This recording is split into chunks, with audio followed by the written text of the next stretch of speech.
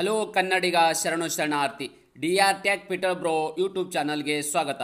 ಇವತ್ತು ನಮ್ಮ ಜಾಬ್ ಸರ್ಚಿನಲ್ಲಿ ಗ್ರಾಮ ಪಂಚಾಯತಿ ನೇರ ನೇಮಕಾತಿ ಅಧಿಸೂಚನೆ 2024ರ PUC ಪಾಸ್ ಆಗಿರ್ತಕ್ಕಂಥ ಅಭ್ಯರ್ಥಿಗಳು ಈ ಒಂದು ಅಪ್ಲಿಕೇಶನ್ ಹಾಕಬಹುದಾಗಿದೆ. ಪರೀಕ್ಷೆ ಇಲ್ಲದೆ ನೇರವಾಗಿ ಆಯ್ಕೆ ಮಾಡಿಕೊಳ್ಳಲಾಗುವುದು.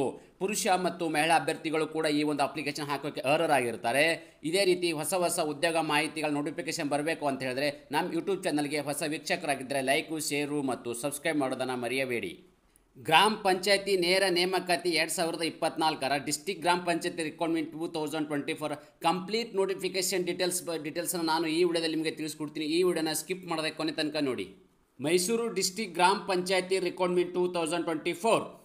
ಮೈಸೂರು ಜಿಲ್ಲಾ ಪಂಚಾಯತಿ ವ್ಯಾಪ್ತಿಯ ಗ್ರಾಮ ಪಂಚಾಯತಿಗಳಲ್ಲಿ ಖಾಲಿ ಇರುವ ಗ್ರಂಥಾಲಯ ಮೇಲ್ವಿಚಾರಕರ ಹುದ್ದೆಗಳ ಭರ್ತಿಗೆ ಅರ್ಹ ಹಾಗೂ ಆಸಕ್ತ ಅಭ್ಯರ್ಥಿಗಳಿಂದ ಅರ್ಜಿ ಆಹ್ವಾನಿಸಲಾಗಿದೆ. ಆಸಕ್ತ ಮತ್ತು ಅರ್ಹ ಅಭ್ಯರ್ಥಿಗಳು ಸದರಿ ಹುದ್ದೆಗಳಿಗೆ ಅರ್ಜಿ ಸಲ್ಲಿಸಲು ನಿಗದಿಪಡಿಸಿದ ದಿನಾಂಕದ ಒಳಗೆ ಅರ್ಜಿಗಳನ್ನು ಸಲ್ಲಿಸಿ. ಈ ಹುದ್ದೆಗೆ ಅಗತ್ಯವಿರುವ ವಿದ್ಯಾರ್ಹತೆ, ವೇತನ ಶ್ರೇಣಿ, ವಯೋಮಿತಿ, ಅರ್ಜಿಯ ಶುಲ್ಕ, ಹುದ್ದೆಗಳ ವಿವರವನ್ನು ನಾನು ಕಂಪ್ಲೀಟಾಗಿ ಈ ವಿಡಿಯೋದಲ್ಲಿ ನಿಮಗೆ ತಿಳಿಸ್ಕೊಡ್ತೀನಿ. ಕೊನೆ ತನಕ ನೋಡಿ. ಹುದ್ದೆಗಳ ವಿವರಗಳು ನೋಡೋದಾದರೆ ಇಲಾಖೆ ಹೆಸರು ಮೈಸೂರು ಗ್ರಾಮ ಪಂಚಾಯತಿ ವ್ಯಾಪ್ತಿಯಲ್ಲಿರ್ತಕ್ಕಂಥ ಒಂದು ನೋಟಿಫಿಕೇಶನ್ ಬಗ್ಗೆ ನಾನು ಇಲ್ಲಿ ಮಾತಾಡ್ತಾ ಇರೋದು. ಹುದ್ದೆಗಳು ಯಾವ್ಯಾವಪ್ಪ ಅಂತಂದರೆ ಗ್ರಂಥಾಲಯ ಮೇಲ್ವಿಚಾರಕರಿರ್ತಕ್ಕಂಥ ಹುದ್ದೆಗಳು. ಒಟ್ಟು ಹುದ್ದೆಗಳು 19 ಹುದ್ದೆಗಳು ಇರ್ತಕ್ಕಂಥದ್ದು. ಅರ್ಜಿ ಹೇಗೆ ಸಲ್ಲಿಸೋದಪ್ಪ ಅಂತಂದರೆ ಆನ್ಲೈನ್ ಮುಖಾಂತರ ತಮ್ಮ ಅರ್ಜಿಗಳನ್ನು ಸಲ್ಲಿಸಬಹುದಾಗಿದೆ. ಉದ್ಯೋಗ ಸ್ಥಳ ಮೈಸೂರು. ವಿದ್ಯಾರ್ಹತೆ ಏನೇನು ಬೇಕಪ್ಪ ಅಂತ ಹೇಳಿದ್ರೆ ಅಭ್ಯರ್ಥಿಯು ದ್ವಿತೀಯ PUC ಪರೀಕ್ಷೆಯಲ್ಲಿ ಉತ್ತೀರ್ಣ ಆಗಿರಬೇಕು. Certification course in library licence ಪ್ರಮಾಣ ಪತ್ರ ಪಡೆತಕ್ಕಂಥದ್ದು ಹಾಗೂ ಕನಿಷ್ಠ 3 ತಿಂಗಳ ಕಂಪ್ಯೂಟರ್ ಕೋರ್ಸ್ನಲ್ಲಿ ಉತ್ತೀರ್ಣ ಆಗಿರಬೇಕು. ಇಲ್ಲಿ ಮುಖ್ಯವಾಗಿ ಏನಪ್ಪ ಅಂತ ಹೇಳಿದ್ರೆ PUC ಪಾಸ್ ಆಗಿರ್ತಕ್ಕಂಥ ಅಭ್ಯರ್ಥಿಗಳು ಇನ್ನು ಲೈಬ್ರರಿ ಲೈಸೆನ್ಸ್ ಪ್ರಮಾಣ ಪತ್ರ ಅಂದರೆ ನೀವು ಅದರಲ್ಲಿ ಒಂದು ಸರ್ಟಿಫಿಕೇಟ್ ಕೋರ್ಸನ್ನು ಕಂಪ್ಲೀಟ್ ಮಾಡ್ಕೊಂಡಿರಬೇಕಾಗುತ್ತೆ. ನೀವು ಅದರ ಪ್ರಮಾಣ ಪತ್ರವನ್ನು ನೀವು ಹೊಂದಿರಬೇಕಾಗುತ್ತೆ. ಅದ್ರ ಜೊತೆಗೆ ಇಲ್ಲಿ 3 ತಿಂಗಳ ನೀವು ಕಂಪ್ಯೂಟರ್ ಕೋರ್ಸ್ನಲ್ಲಿ ಅಂದರೆ ಬೇಸಿಕ್ ಕಂಪ್ಯೂಟರ್ ಕೋರ್ಸ್ನಲ್ಲಿ 3 ತಿಂಗಳು ನೀವು ಇಲ್ಲಿ ಕಂಪ್ಲೀಟ್ ಮಾಡ್ಕೊಂಡಿರಬೇಕಾಗುತ್ತೆ. ಅಂಥ ಅಭ್ಯರ್ಥಿಗಳು ಈ ಒಂದು ಅಪ್ಲಿಕೇಶನ್ ಹಾಕೋಕ್ಕೆ ಅರ್ಹತೆಯನ್ನು ಹೊಂದಿರುತ್ತಾರೆ. ಅದೇ ರೀತಿ ವಯೋಮಿತಿ ಬಗ್ಗೆ ನೋಡೋದಾದರೆ ಅಭ್ಯರ್ಥಿಗಳು ದಿನಾಂಕ 30/10/2024ಕ್ಕೆ ಅಭ್ಯರ್ಥಿಗಳಿಗೆ ಕನಿಷ್ಠ 18 ವರ್ಷ ಪೂರೈಸಬೇಕು. ಸಾಮಾನ್ಯ ವರ್ಗ ಅಭ್ಯರ್ಥಿಗಳಿಗೆ ಗರಿಷ್ಠ 35 ವರ್ಷ, ಪ್ರವರ್ಗ 2A, 2B, 3A ಮತ್ತು 3B ಅಭ್ಯರ್ಥಿಗಳಿಗೆ ಗರಿಷ್ಠ 38 ವರ್ಷ, ಪರಿಶಿಷ್ಟ ಜಾತಿ, ಪರಿಶಿಷ್ಟ ಪಂಗಡ, ಪ್ರವರ್ಗ ಅಭ್ಯರ್ಥಿಗೆ ಗರಿಷ್ಠ 40 ವರ್ಷ.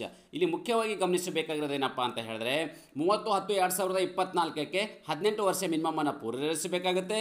ಇಲ್ಲಿ ಸಾಮಾನ್ಯ ವರ್ಗದ ಅಭ್ಯರ್ಥಿಗಳಿಗೆ ಟೋಟಲ್ ಆಗಿ ಇಲ್ಲಿ 35 ವರ್ಷದವರೆಗೆ ಅವರಿಗೆ ಇಲ್ಲಿನ ಏನು ಏಜ್ ಲಿಮಿಟ್ ಬಗ್ಗೆ ಇಲ್ಲಿ ಕನ್ಸಿಡರ್ ಮಾಡಿದ್ದಾರೆ.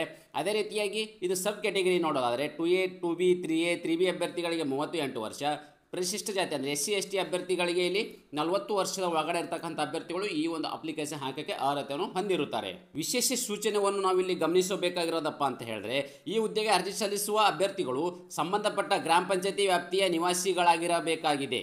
ಸಂಬಂಧಪಟ್ಟ ಗ್ರಾಮ ಪಂಚಾಯತಿ ವ್ಯಾಪ್ತಿಯ ನಿವಾಸಿಯು ಲಭ್ಯವಿಲ್ಲದಿದ್ದರೆ ಆಯಾ ತಾಲೂಕು ಪಂಚಾಯತಿ ವ್ಯಾಪ್ತಿಯಲ್ಲಿನ ಈ ಥರ ಗ್ರಾಮ ಪಂಚಾಯತಿ ವ್ಯಾಪ್ತಿಯ ಅಭ್ಯರ್ಥಿಗಳು ಆಯ್ಕೆ ಪರಿಗಣಿಸಲಾಗುವುದು. ಇಲ್ಲಿ ಮುಖ್ಯವಾಗಿ ಆಗಿರೋದಪ್ಪ ಅಂದರೆ ಇದು ಲೊಕೇಶನ್ ಬಂದ್ಬಿಟ್ಟು ಮೈಸೂರು ಇರ್ತಕ್ಕಂಥದ್ದು. ಓಕೆ, ಸೊ ಮೈಸೂರು ಆ ಒಂದು ಗ್ರಾಮ ಪಂಚಾಯತಿಯಲ್ಲಿ ಯಾರು ಬಂದಿರ್ತಾರೆ ಅಂಥ ಅಭ್ಯರ್ಥಿಗಳು ಈ ಒಂದು ಅಪ್ಲಿಕೇಶನ್ ಹಾಕೋಕ್ಕೆ ಅರ್ಹತೆ ಹೊಂದಿರ್ತಾರೆ. ಫಾರ್ ಎಕ್ಸಾಂಪಲ್ ಹೇಳೋದಾದರೆ ಆ ಅಭ್ಯರ್ಥಿಗಳು ಅಲ್ಲಿ ಇರಲಿಲ್ಲಪ್ಪ ಅಂದರೆ ಈ ಒಂದು ಕ್ವಾಲಿಫಿಕೇಶನ್ ಆಗಿರ್ತಕ್ಕಂಥ ಅಭ್ಯರ್ಥಿಗಳು ಅಥವಾ ಎಲಿಜಿಬಲ್ ಇರ್ತಕ್ಕಂಥ ಅಭ್ಯರ್ಥಿಗಳು ಇರಲಿಲ್ಲಪ್ಪ ಅಂದರೆ ಆ ತಾಲೂಕಿನ ಬೇರೆ ಗ್ರಾಮ ಪಂಚಾಯತಿಯ ವ್ಯಾಪ್ತಿಯಲ್ಲಿರ್ತಕ್ಕಂಥ ಅಭ್ಯರ್ಥಿಗಳನ್ನು ಅಲ್ಲಿ ಆಯ್ಕೆಯನ್ನು ಪರಿಗಣಿಸಲಾಗುವುದು ಎಂಬುದನ್ನು ಇಲ್ಲಿ ಸ್ಪಷ್ಟೀಕರಿಸಲಾಗಿದೆ. ಪ್ರಮುಖ ದಿನಾಂಕ ನೋಡೋದಾದರೆ ಅರ್ಜಿ ಸಲ್ಲಿಸಲು ಪ್ರಾರಂಭ ದಿನಾಂಕ 3 ಅಕ್ಟೋಬರ್ 2024 ಪ್ರಾರಂಭವಾಗಿದ್ದು ಅರ್ಜಿ ಸಲ್ಲಿಸಲು ಕೊನೆಯ ದಿನಾಂಕ 30 ಅಕ್ಟೋಬರ್ 2024 ಇಷ್ಟರೊಳಗಡೆ ತಮ್ಮ ಅರ್ಜಿಗಳನ್ನು ಸಲ್ಲಿಸಬೇಕು. ಇದೇ ರೀತಿ ಪ್ರಮುಖ ಲಿಂಕ್ಗಳು ನೋಡೋದಾದರೆ ಈ ಫುಲ್ ನೋಟಿಫಿಕೇಶನ್ ಬಗ್ಗೆ ನಾನು ನಿಮ್ಗೆ ವಿವರವನ್ನು ಕೊಟ್ಟಿದ್ದೀನಿ. ಅರ್ಜಿ ಸಲ್ಲಿಸುವ ಏನು ವೆಬ್ಸೈಟ್ ಏನಿದೆ ಈ ವೆಬ್ಸೈಟು ನನ್ನ ಯೂಟ್ಯೂಬ್ ಡಿಸ್ಕ್ರಿಪ್ಷನ್ ಬಾಕ್ಸಲ್ಲಿ ಆ ಲಿಂಕನ್ನು ಸಿಗುತ್ತೆ. ಆ ಲಿಂಕ್ ಮೇಲೆ ಕ್ಲಿಕ್ ಮಾಡೋ ಮೂಲಕ ನೇರವಾಗಿ ತಮ್ಮ ಅಪ್ಲಿಕೇಶನ್ ಕೂಡ ಹಾಕಬಹುದಾಗಿದೆ. ನೀವು ಯಾರಾದರೂ ಹೊಸ ವೀಕ್ಷಕರಾಗಿದ್ದರೆ ಲೈಕು, ಶೇರು ಮತ್ತು ಸಬ್ಸ್ಕ್ರೈಬ್ ಮಾಡೋದನ್ನು ಮರೆಯಬೇಡಿ.